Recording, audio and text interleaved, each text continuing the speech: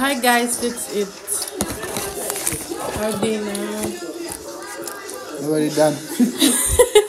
We're gonna try. And pizza.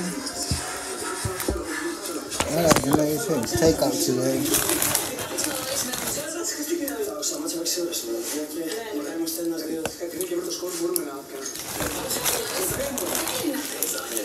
Day off and cooking. Hello.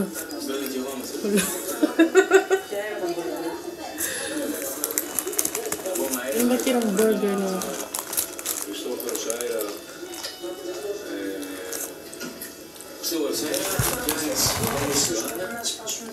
And they give us free coke.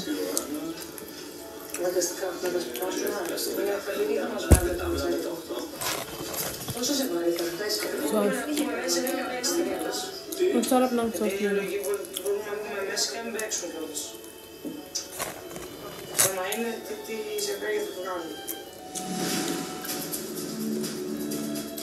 Το σκορ περνάμε σε flag race, πρώτη αναμέτρηση για τον Φάνη που θα παίξει μαζί με την Κρίσα απέναντι στον Κιουλέκα και την Ταλάκα. Θα ξεκινήσουν πρώτοι άντρες. Έτοιμοι!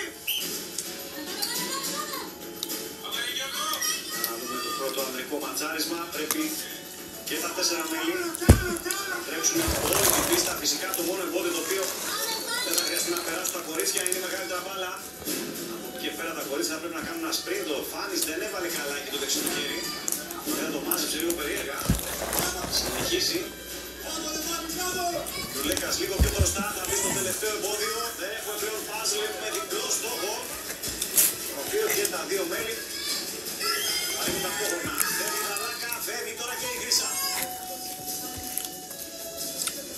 Μάνης εκεί εξηγεί που είχε ένα μικρό τραυματισμό. Ευτυχώς χωρίς να το συνοδεύει.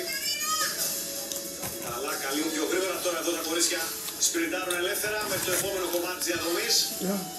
Κρατάει η Κατερίνα προβάδισμα, περιμένει ο Κιουλέκας, ξεκουράζεται λίγο και ο Φάνης. Παίζει συνέχεια.